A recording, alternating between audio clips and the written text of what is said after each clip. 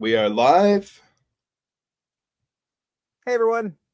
Hey, how are you?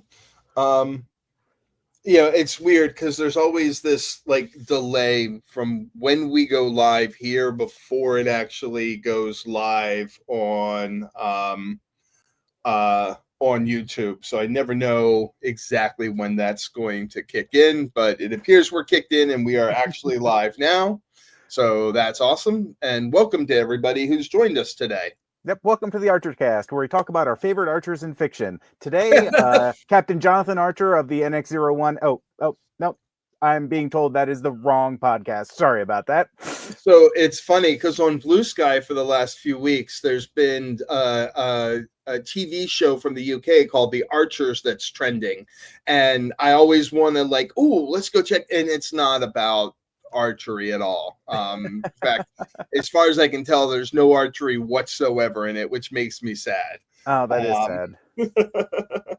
so I will say that thank you all. First of all, we are, as we speak, we're at 72 backers and almost $3,700. So we're almost hitting our first stretch goal, which is absolutely amazing.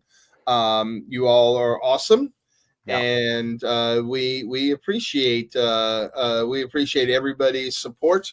Um, uh, so we are today going to watch a segment of the 1925 Green Archer movie. This is, as far as we know, the only publicly available surviving segment. Um, as with most movies that are considered lost, there are probably full copies of it somewhere, um, but we don't. Nobody knows where they are. Let's say that.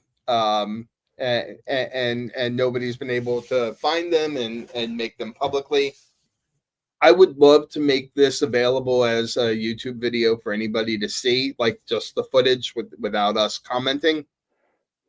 Um, but unfortunately, as you'll see, there's watermarks on it, and very specifically, there are limited use cases that we can use with this footage that we got from UCLA. So I actually reached out to a couple of different film historians trying to track down some of this, and they all pointed me to the UCLA library, who did have this segment, and cost a little bit of money, but we were able to get this segment for us. On the one hand, it feels a little bit like going to Blockbuster. On the other hand, there is no late fee, so we get to keep it for however long we want. We just can't publicly show it.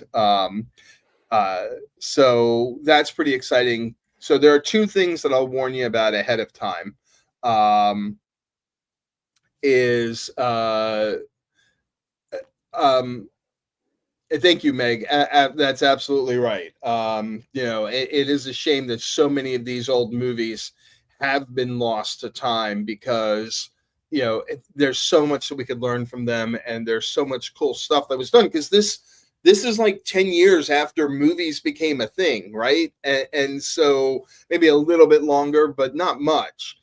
And so there's still a lot of experimentation that's being done in here, and so learning from these old movies would be great, but they just weren't considered permanent archival things at the time.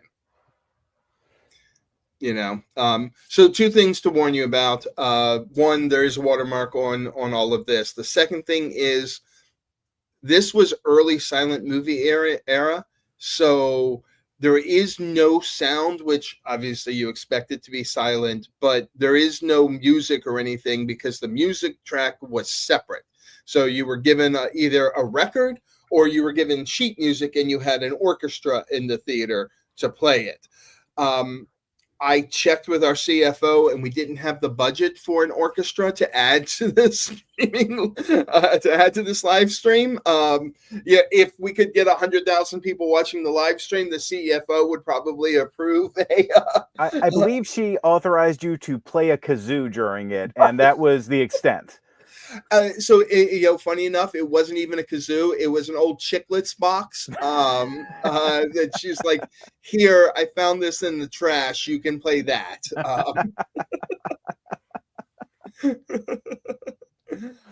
So Ben, are you ready? I am ready. So we do have some fun facts. Do you want to share some fun facts beforehand, or do you want to just start watching and then?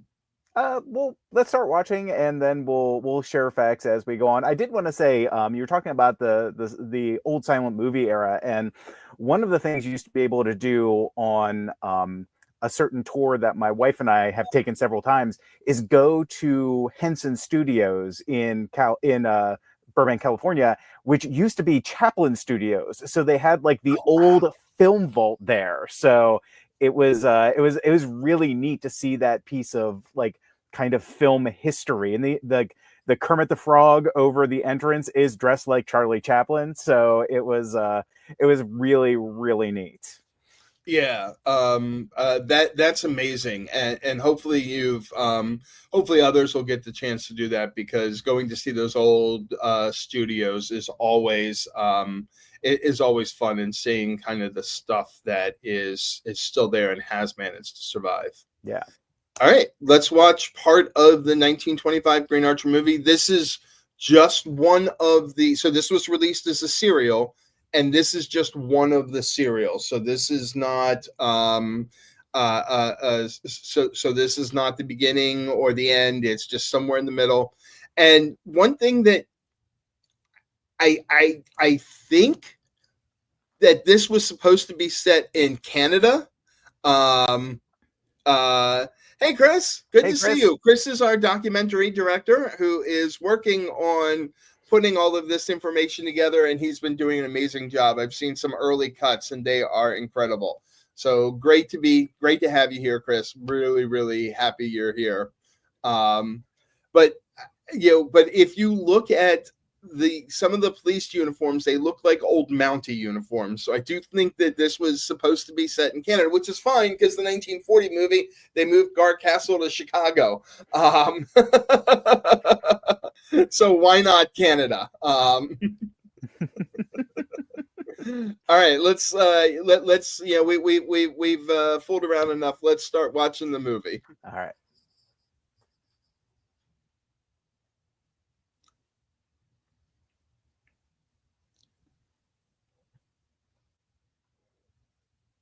Gunpowder? Yes. Yeah, so this is late in the thing, and this is Abe Bellamy's got everybody trapped, and he wants to blow up the castle. Right. So he's doing a Bugs Bunny fuse thing. It's a pretty nice set, though. I mean, yeah. Well, and that's one of the things. I think that's one of the things that you and I talked about is how big of a production is. So this is now the hero explaining to explaining to the heroine exactly what happened here.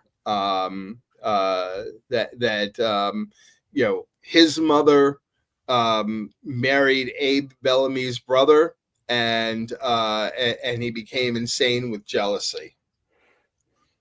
So, as you all can read here.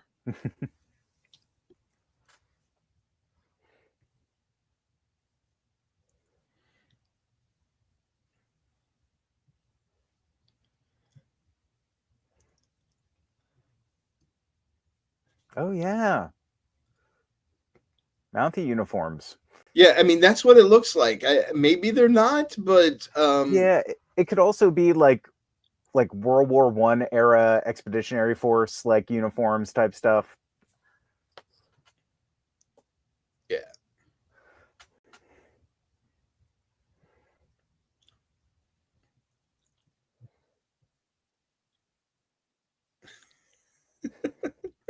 Don't worry, we won't make anybody sign an NDA. We still consider this research. Hopefully UCLA does as well.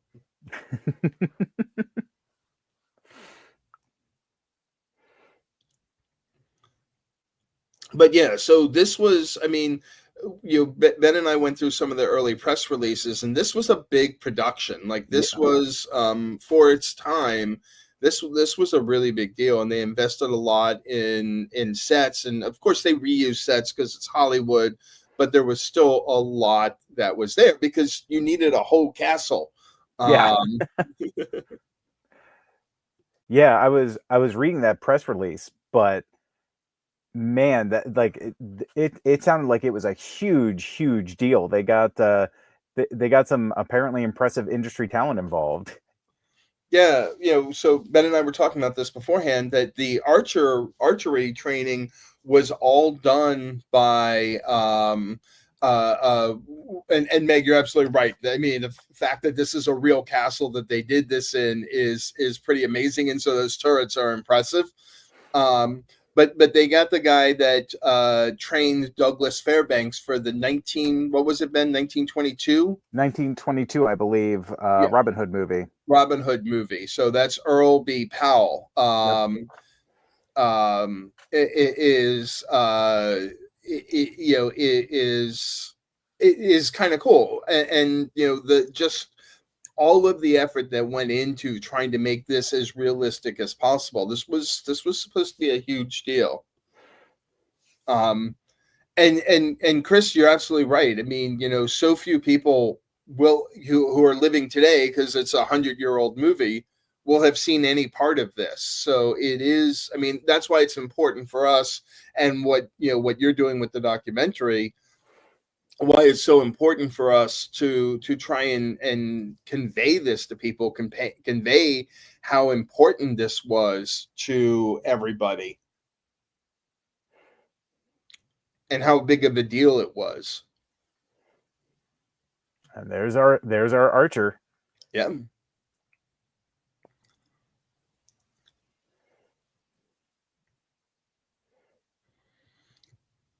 See Robin Hood do that.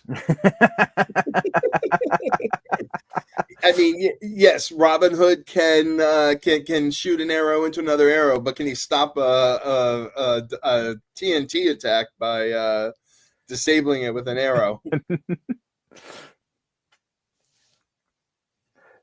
And so I want to go back here for a second. Let's see if I can do this without screwing it up. Yeah, let's see. All right, maybe not. Let's try that. No, I can't. Okay.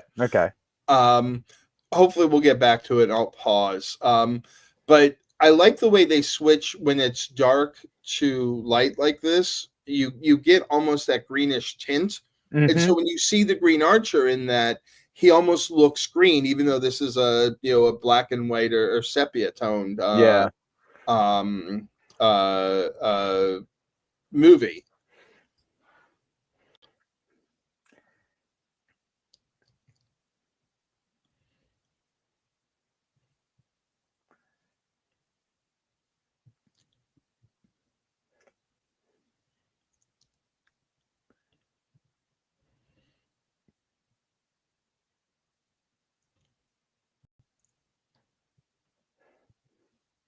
Yeah, I just had a little thought. Okay. The whole silent movie aspect of this kind of reminds me of doing the comic book work, because you have to let what's happening visually tell the story as much as the little dialogue pop-ups that you put in. I mean, the dialogue pop-ups are important, but like you can follow the flow of it without any dialogue involved. Right, exactly. And I think that's one of the reasons that this story appeals to me as a comic book story, aside from sort of the epic nature, at least in the background, the epic nature of it, or the epic nature of the Green Archer specifically is, it's been serialized from the start. So it's meant to be consumed in chunks, and the silent movie era delivery of this is actually, you're right in line with the comic book from a visual telling perspective, because you'll notice, I mean, it's not like they interrupt every second with word cards or anything like that, so you have to be able to follow the action that's happening on screen, and that's a very challenging, or would have been a very challenging way of delivering things in a visual medium. Yep, especially if you, I don't know, say start in the middle with a random chunk of the movie. Right, exactly. Got some TNT there. Did its Yeah. job.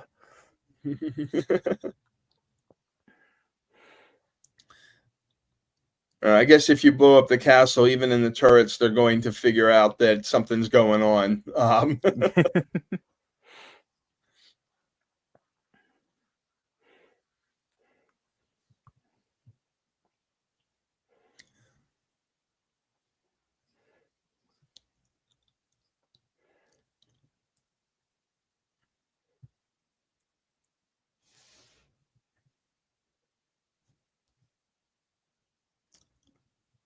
Again, early movies like that are cool. The way they play with the shadows and are experimenting with the camera in ways that we still copy today. Mm-hmm.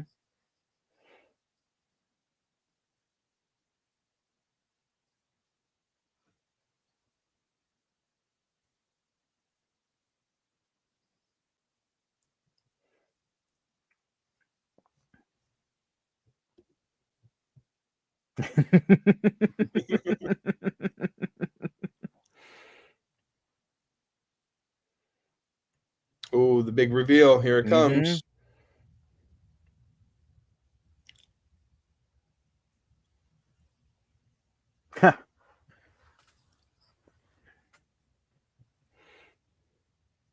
Spoilers for the Green Archer book, everyone. Right, right.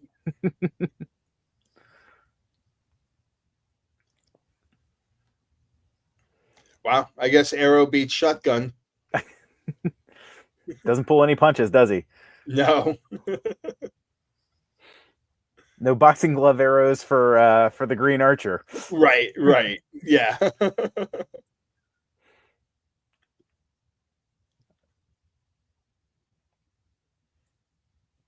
I think that was Spike Holland that threw that. Mm-hmm. Or Spike. Or was it the detective? Oh, it might have been the detective. You're right.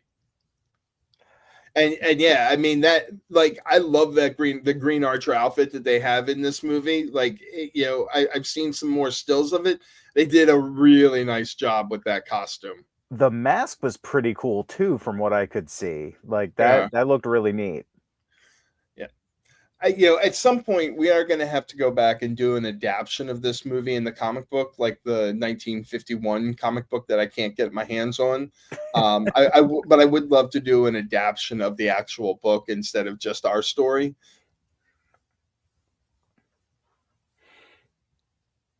Yeah, that'd be fun. Easy to write too. What's that? Easy to write too. Yeah, right. But I mean, the problem would be there's so much that happens in the movie or in the book. How long would that comic book wind up being?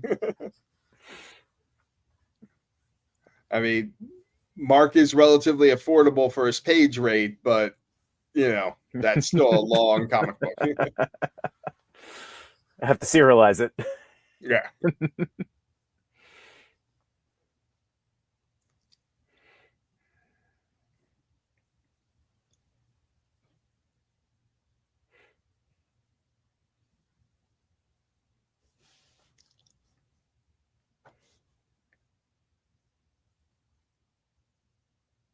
I think that's a great idea, Christopher. Yeah, I mean, if there's a way that we could do an adaptation of that into the into comic book form, that could be fun.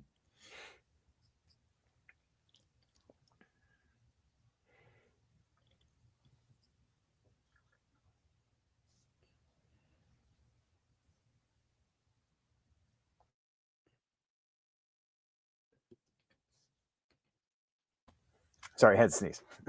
What's it? Had to sneeze. Yeah, that's fine.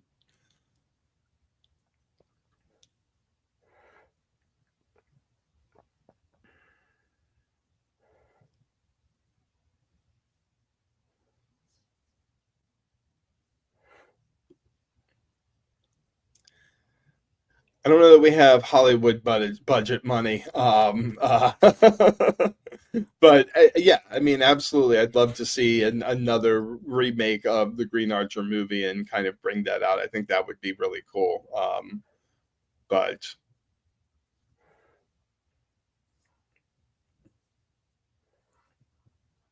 But who knows? Maybe we spark a movement.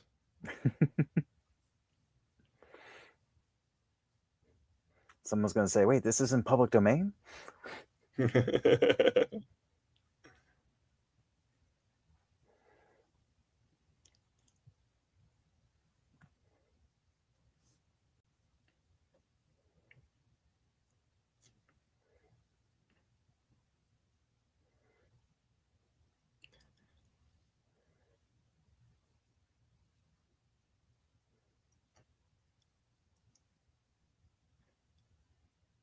It's interesting that whatever they're talking about there is kind of left to your imagination on purpose. Like they're having this conversation. Clearly, it's happy. They're happy that they've won, but they're not. They're not turning those into word cards. They're just leaving that to kind of your imagination. Yeah. And there we go. We get the big castle escape scene, and we get the end. Abel Bellamy's comeuppance. Right. That was neat. Yeah. I mean, again, something that most people won't get to see. Go full screen and not play the tones. Yeah, I mean, it would be kind of neat to see do a period piece that's like a full adaptation of the book. I think that could be a lot of fun. Yeah. I mean, it absolutely would. And thank you, Christopher. I mean, I'm completely fascinated by the whole thing, and we haven't stopped our search looking for footage. Because I'd love to find more of it and put it together. There was a project a few years ago that was trying to raise money to restore the whole thing. I've reached out to the people behind that and haven't heard from them as to whether or not they were successful. They were looking to raise like $20,000 to fully restore the 1925 movie. Again, my CFO is against me spending $20,000 to help them do that. Plus, I need to have a little more knowledge about what they're doing behind the scenes to make sure that they actually are capable of doing that if we were going to invest in something like that. So, but what did you think overall? Like, I mean, I know it's only a segment of the movie. At least it's like some of the exciting stuff. But what did you think? Well, again, silent movie, so I'm not used to watching those. But it was very well put together. Like everything, you could see as they say, you could see where the money was. Like the castle was really good. The extras were all great. It looked like it had a lot of room to work. And again, the Green Archer design is fantastic. It is like minimalist, but really, really on point. And yeah, I would love to see the whole thing.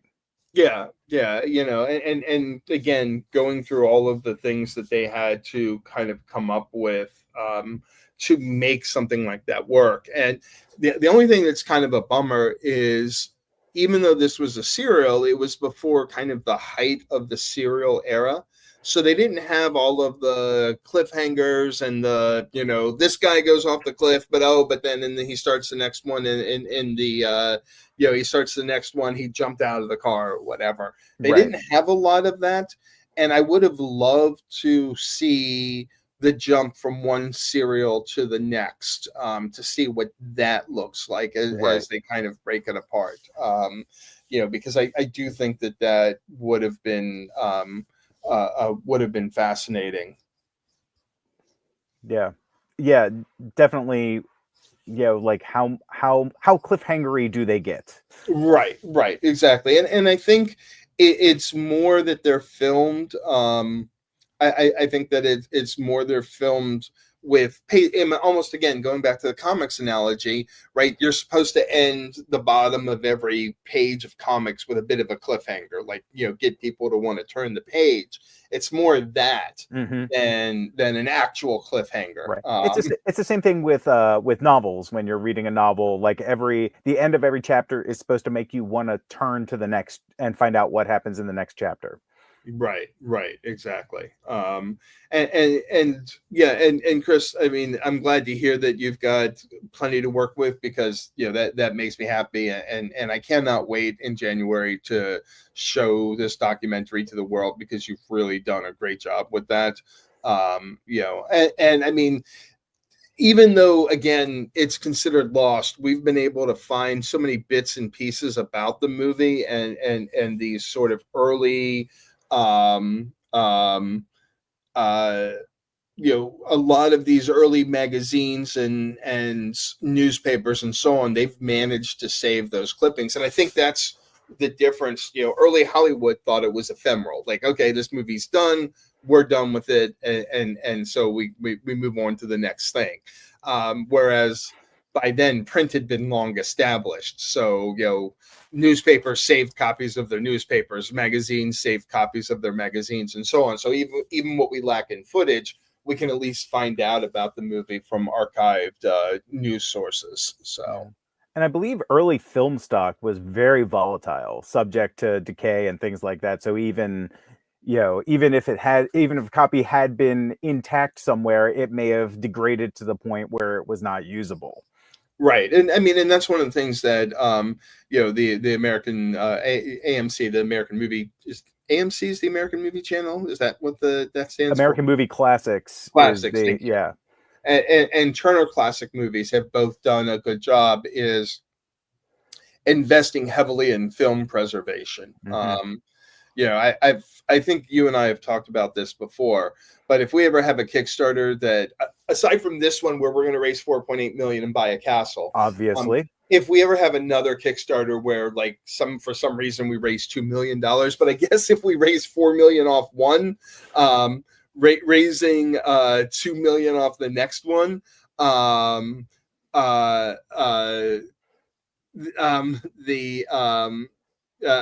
shouldn't be a problem. That is one thing that I'd love to do, is just start create or build or buy an old theater local and just show old movies in it, and bring those back to people on the big screen.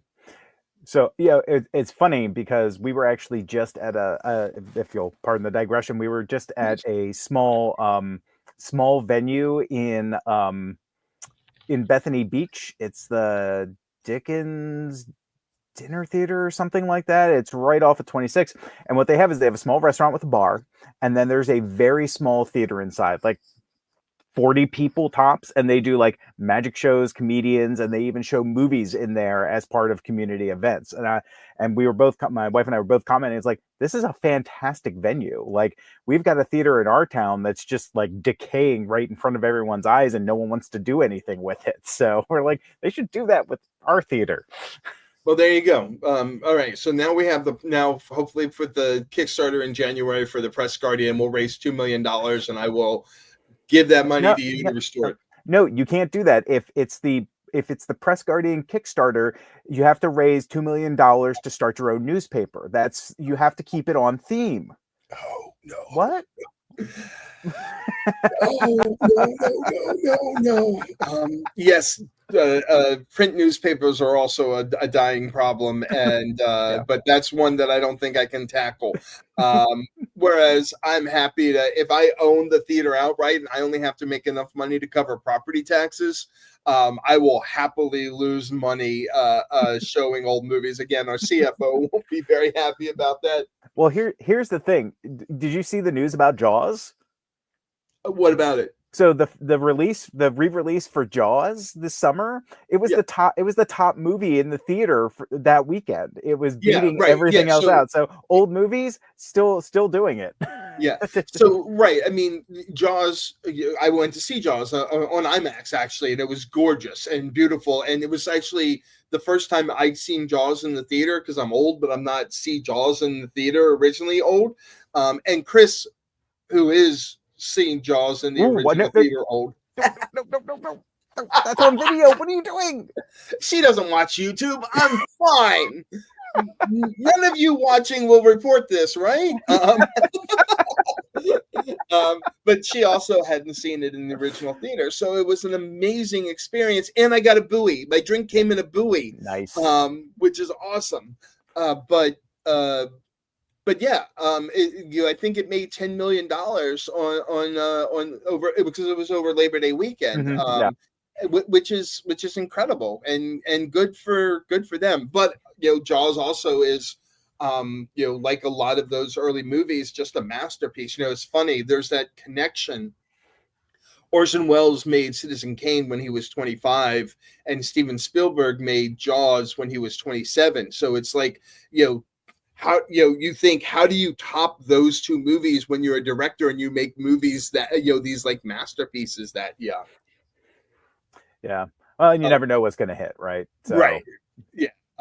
But yeah, I mean, I think there is this demand for old movies, but you have to get people excited and you have to be able to tell the story around it. You can't just show an old movie. I mean, Jaws is obviously an exception, but yeah. So Chris, I want to highlight your comment here, because you're absolutely right. That is, we lost so much in that 1965 fire. I've read about that several times as I was doing my research, and the amount of damage that did to the history of Hollywood just from that one fire, which is probably a good idea not to keep all of your old flammable films in one vault.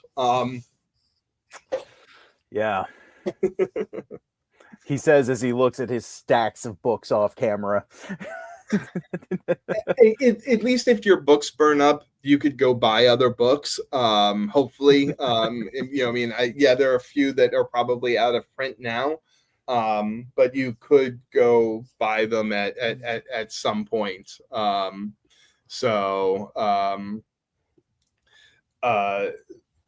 But that is absolutely a problem.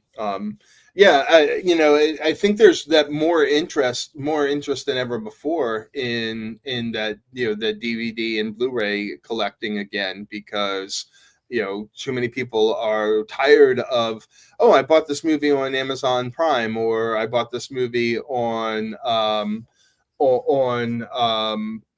iTunes, and now it's not available anymore, and so I lost it.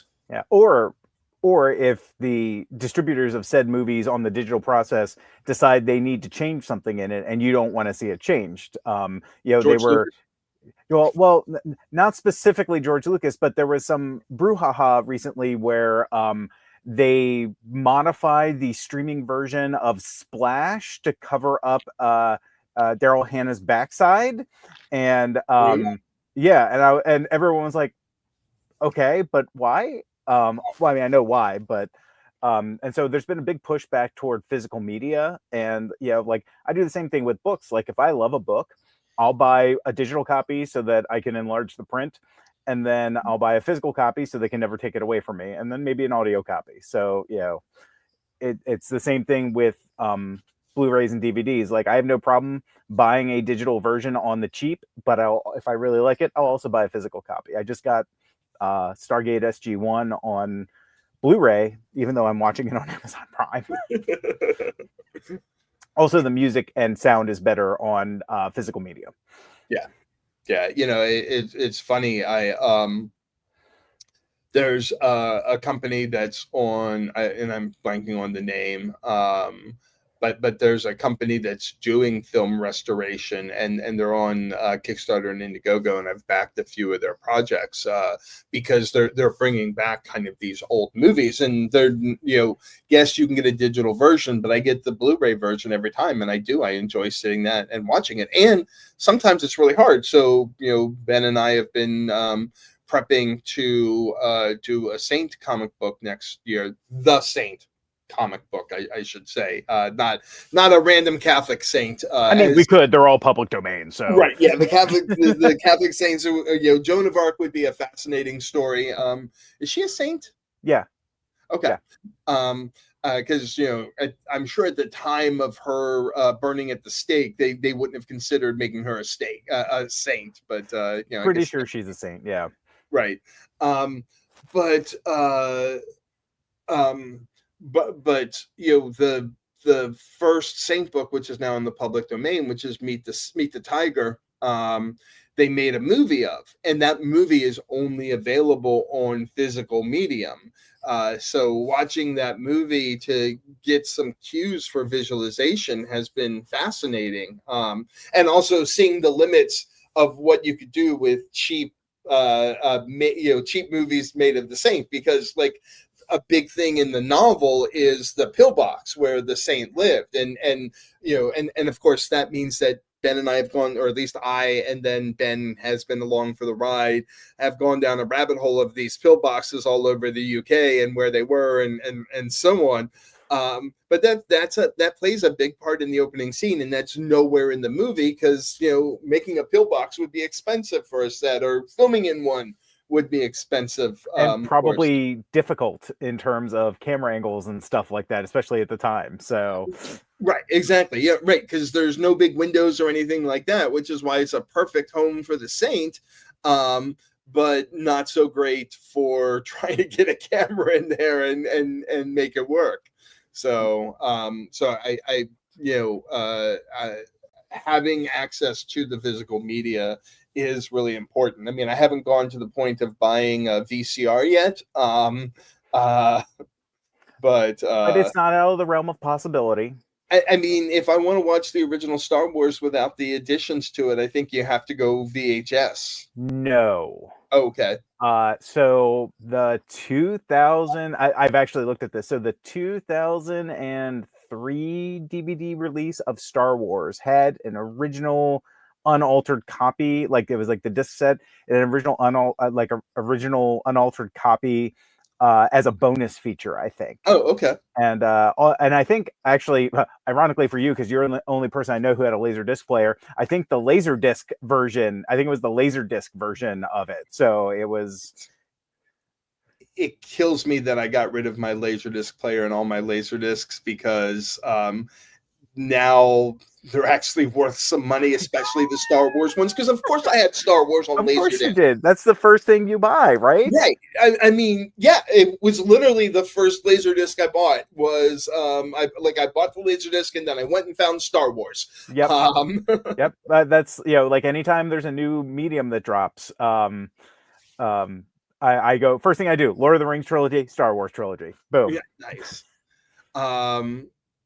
Oh, that's nice. A VCR that will burn to DVD. Been doing that with old home movies, but it won't do copyright. Yeah. That's always a problem. It's funny. I was doing something with some of the old Green Archer movie posters. I had the 1940. I had the 1940 movie poster, and I had the 1925 movie poster that I'd ordered off eBay. Like I found original copies of them, and we're going to include them in the back of the comic book as extras. Which we should remind people, if you haven't, please back the Kickstarter. Oh yes, we forgot to show for the Kickstarter. I mean, you've had the link up, so it kind of counts. Right. But Office Depot would not photocopy the 1940 poster because it was copyright. They also wouldn't do the 1925 movie until I pointed out, no, it's 1925, it's public domain. And so and the CFO did approve this purchase, but I went and I bought a table scanner. So that I can now scan whole posters in. So this goes up. You lay the poster on the ground. I'm going to remove my breakfast, and you lay the poster on this black thing, and you can scan the whole surface area. That's cool. I now have the ability to do that, and it's actually been good because with the Press Guardian comic. I'm doing some high quality scans of the 1940 Press Guardian. Oh, cool. And I have a comic book restorer that's going to restore them to the full color. But Meg, that's a really good point, is even if you do have a VHS and you're worried about that VHS going, that going bad, and you want to copy it over, it won't do. You often have the technical limitations that won't let you do that. So that's fascinating. Yeah, Chris, thank you. I'm actually surprised at how much use I got out of it. I thought I would do the one thing and then return it, and now it's like I've got a bunch of old comic books that are in the public domain that we could, add in as extras and so on. Especially if this great guy in the UK is willing to do the restoration for us. So I'm absolutely excited about that. So anyone who doesn't know, this is actually what it's like to work with Alan on any sort of project where there's a lot of stuff going on in the background that he doesn't talk about until he springs it on you. It's like, oh yeah, and also I'm color scanning and restoring these Press Guardian comics. Oh yeah, we're doing a Buck Rogers comic, and then it's a fascinating ride. In fairness, you have a full-time job that doesn't involve comic books, and so if I were to spring everything on you, like I appreciate it, and everything, your email box would be flooded. Fortunately, dude, I don't have a full-time job. I mean, I have a company that pays me to do full-time work. I just don't do it. You do it. It's just they think it takes longer than it does. Right. Well, I'm like Scotty from the Enterprise, right? Yeah, right. I need 5 hours to get this done. You multiply all your project. Yeah, you multiply all your project estimates by a factor of at least 2. Right. But yeah, it is actually a lot of fun, and believe it or not, I have sold my soul to Google, and I bought the extra storage because I keep getting comic pages in my Gmail, which I've had forever and has all of my hobby emails in it, which is gaming. like it's like all it was already like redlining, and I was like, I'm just gonna have to kind of pony up here and pay this.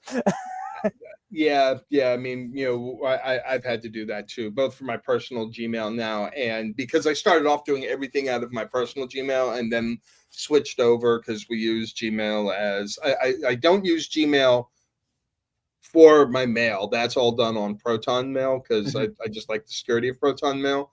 But the greenarcher.io does have now a Google instance where we can share stuff and so on. And yeah, same thing. I've for both. I've had to pay for the extra, the extra purchase, I guess. Yep. So the beauty of the we should get back to the movie because it's already been 45 minutes. I mean, the movie's done, but we should get back to finishing our discussion of the movie. Oh yeah, the reason we came here. Right.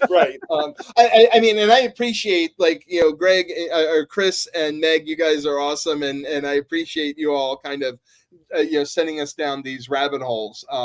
But before we go anywhere, I do want to point out Ben has a new Shazam action figure behind him. Oh yeah. Yep. So I had the new 52 Big Red Cheese, which design I hate. And then I was cleaning out my office. I was like, wait, have I had an Alex Ross cap this whole time? Oh God. So he got replaced, and he is now standing up to Smaug. So nice. And then what are the figurines directly behind you that are so this is my shelf of Discworld. And so that's awesome. They went through and they are doing Discworld figurines. So it's Death, Susan Death, Luggage, Rincewind, Rid Cully, Librarian, Lord Vetinari, he's a new one, Granny Weatherwax, Nanny Og, Magritte Garlic, Captain Carrot, Sergeant Colon, Nobby Nobbs, Angua, and that's Vimes, that's Carrot. So nice. It almost looks like a chess set. Yeah, they're based on the Chessmen. Okay. So they're specifically based on that design of the Chessmen, and I was like, well, I don't need a set of Chessmen, but I definitely need some Discworld gewgaws now that I go on live streams and need backdrop for video. So, and the now I have an excuse to continue buying the collector's editions of Discworld, which are the very nice hardcovers. So that's the thing that's going to happen. That's awesome. Good, yeah. Good. My wife doesn't think so, but I'm sorry, Holly, but good for you. No. So we joke, but we were in we were in Shakespeare and Company in Paris, Oh wow. and I was going through, and I found these. We were on a tour, and I was like, "Hey, they have these. Like, which one should I get?" And she looked at me and she said, "Get all of them." Like I was like, "Oh, okay. I got to carry them home, but I'll definitely get them." Yeah, Chris will do that because there are certain things that she's very much like, no, no, and then there are other things she's like, yeah, man, go do that. Yeah. So, Well, and actually, that's where the Smaug was a birthday present, because it is one of the more expensive Lord of the Rings statues, and she's like, "I knew you would never buy that for yourself." Yeah. So I was like, "Well, thank you for making me get that guilt free." So back to the movie. Back to the movie. I guess. Any other kind of closing thoughts on this? Not particularly. Like one of the articles you sent me was talking about all of the promo stuff they did for it. They were having like archery contests and things like that, and it kind of reminds me of some of the plans that you've been throwing around for the for future Green Archer comic book booths and things like that. So it was just kind of funny how, it's like, oh yeah, what are we doing? We're gonna go back 100 years to discover the proper techniques for marketing a Green Archer thing. Yeah. So I will tell you, and I am sure Rhonda would love this. Rhonda, for those of you who don't know, manages our Instagram channel because neither Ben or I are good at Instagram. But one of the things that I have talked about with her is when we do Ocean City Comic Con later this year, is instead of getting an Artist Alley booth, getting an actual vendor booth, because those are 10 by 10. And then getting a couple of Nerf archery sets and having some targets in the back. First, I've got to test them out to make sure that you can't aim them very well. But having some archery targets in the back of the booth, and I'd have to get approval and so on from them, because even though it would be suction cups, it wouldn't be real arrows. There still would be weapons in there, and basically having discount codes depending on where you hit. So we could put a big banner up that says, who's the next Green Archer, or who wants to be the next Green Archer. And then, basically, like, if you get a bullseye, you get $5 off. If you are out, you get, whatever, 10%, or maybe 20%, whatever. To do that, and giving people a chance to come up and do that would attract people to the booth. My only problem with that, and this is always the question I have to ask, is any of that going to turn into sales? And I just don't know. Like, I don't know what turns into sales and what doesn't. Oh, that would be fun. Marshmallow bows instead of Nerf. Oh, that's a good idea. Yeah. And then we could put a flame in the middle of our booth, and you could have roasted marshmallows. I'm guessing that the flame would probably be a big no. But I like that idea a lot. That is a really great option. But again, we have to get approval from we have to get approval from the for anything that we do from the con. But I do love that there was so much excitement for this movie that they were doing so many cool promos and stuff like that to keep building the excitement for it. Yep. Yeah, that was a very interesting article you sent. Cool. Yeah. I also, did you notice, and I realize it's 1925, but did you notice some of the descriptions of the actors? No, I mean, nothing stood out. Why? All right, hold on. I have the printed copy because. Let me find the one that I was.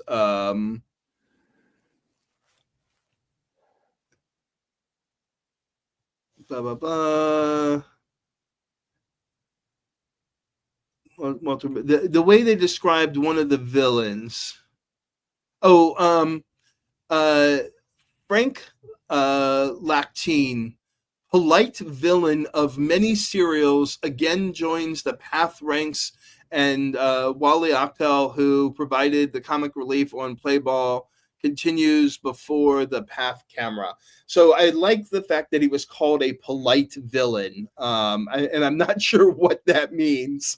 I feel like it's a like kind of the bad guy in the Rocketeer movie played by Timothy Dalton.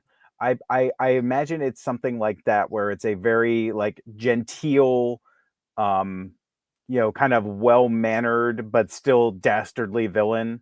Would be my take on it without having seen anything else. Yeah, and I think that makes a lot of sense. I also are fascinated by the View Golf and Country Club, where they say at the latter location, the new game of archery golf will be played before the camera. So I want to know more about this archery golf game that got played. I wonder if that's like clout shooting.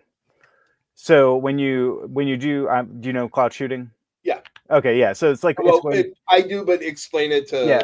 So, well, at least when I learned what clout shooting was, it was you would have rings drawn on a field, and then you would retreat to a certain distance, and you would try to angle your shot to land in each of the rings, and like you scored. It's very much like target archery, but just like kind of long range arcing rather than directing the shot. Exactly was how I learned it. So I wonder if that's it or if it's something different. That could very well be. I'm trying to see if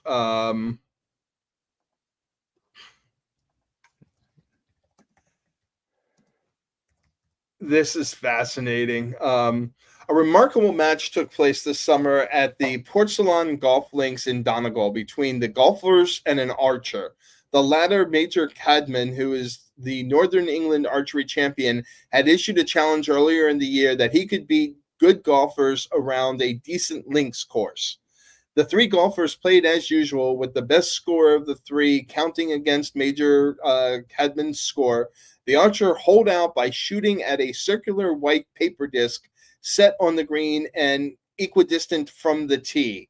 The result was a very close match indeed, with the golfers winning in the end by 2 strokes after a round of 72, an admirable score considering the difficulty of the course. So that is literally playing golf by shooting at a target that is in the tee. Now, I don't know if that's what this archery golf was, but that's from 1914. So, yeah, that's yeah. Yeah, it looks like there's an event in 1922 in North Jersey Country Club. Yeah, they talk about that, at least according to the AI search results. That's fine. So archery golf was a thing as well. So we could sell our comics at a mini golf course. I don't know if mini golf works well for an archery golf competition. Maybe with the marshmallow bows. But with the marshmallow bows and trying to get it through the windmill and that could all work. Or shooting your arrow through a tunnel out the other side, that would be pretty awesome. So that would be kind of neat. All right. Well, I think this is all for today's live stream, Ben, unless there's anything else you wanted to add other than back the campaign. Please back the campaign so that Alan can buy a castle. Yeah. Green Archer Comics, just to be clear, can buy it for tax purposes. For tax purposes. For tax purposes, Green Archer Comics is buying the castle. And remember, for the millions of people who watch this video, every person who backs the campaign gets 2 days at the castle at no charge. That's so right. It's not just us getting the castle. You all get to have the castle, and since Ben and Holly will be spending a lot of time there. You may run into Ben and Holly as well as me. So you get a chance to hang out with us in your time in the castle. That is unlikely. Alan is going to chain me in the dungeon to a typewriter and have me working on scripts. That's what's going to happen to pay for the upkeep on the castle. I would never do that because scripts should never be typewritten. Handwritten, yes. I might put you down there with a quill and an ink. Does it have to be that archaic? I have a notebook and a pen. Like, we can do it that way if you want it handwritten. No, because I think what I'm going to do is actually put you down there with a fish tank with a giant squid and make you extract your own ink. And then you're really selling the Kickstarter to me, Alan. Hold on, let me go manage my pledge. So you don't want to be trapped in a dungeon with a giant squid to make your own ink, and I guess we'd have to give you like a vulture or something so you could constantly get new quills. I guess, yeah. Just don't trap me in there with a goose or anything, or a swan or any violent waterfowl. Right. I probably wouldn't make it. What bird, and feel free to ask the AI this, what bird makes for the best feather quills? Oh, and I don't know the answer to that. Does anyone besides Google AI know? Let's see. What quills? Oh, yeah. Meg, do not worry. If we somehow miraculously in the next 16 days get $4.9 million and buy the castle, because it is on an island, you can shoot bows and arrows anywhere you want. Like, there will be targets set up inside the castle, stone walls. But also go up to the turrets and shoot them in the water, man. I don't care. Or even not even on the water, because there's enough land around the outside that you can shoot them down there from the turret. So yes, you will be able to shoot bows and arrows from wherever you want, and there will be strategic, like there used to be castles and stuff strategically placed around, torches strategically placed around castles. This will have modern lighting, but there will be bows and arrows basically every 50 feet. So you'll never be short, or 50 feet. I guess that's 30 meters or something like that. I'll have to get used to. 30 meters is 90 feet and change. Oh, okay. So 20 feet? Yeah, 20 meters would be 60 feet and change, I think. Okay, so like 15 to 18. Yeah, so 15 to 18 meters across. There will be bows and arrows basically everywhere you go. Goose or swan is apparently the preferred feathers for quills. So we'll be trapped in my dungeon with a waterfowl and a squid. So great. Got it. Well, since Goose died at the end of Top Gun, or in the middle of Top Gun, you'll have to go with a swan. Ben, as always, thank you for your time. It is greatly appreciated. My pleasure. Happy to be here. Happy to watch the movie and chat with you about stuff. Yeah, because we never talk outside of these live streams. We're not constantly texting each other comic book covers or anything like that. Right. And thank you all for joining us today. We really, really appreciate it. It seems like a bunch of you all kind of stayed for the whole thing, which is insane, but we do really, really appreciate it. You all are amazing and awesome. And thank you to everybody who's backed the campaign so far, and keep spreading the word so we can hit those stretch goals. Even if we're not going to get a castle, we've got some pretty cool things lined up for y'all. Yeah. So, and hopefully we will see most of you, or a lot of you, in January, showing off Chris's new documentary live. Will be very cool, and actually seeing it up on a big screen is going to be awesome. So, and confirmed now, it does look like we're going to have Sarah Meyer there. Oh, so, sweet. So you'll be able to not just get Ben's and my autograph, but you'll be able to get their autograph as well. Sweet. So, thank you all so much for joining us today. If you have not, please back the Kickstarter, and tell all your friends and family to back the Kickstarter. Help us get to that $4.9 million goal so y'all can come visit us in a castle. Have a good day, everyone. Take care. All right.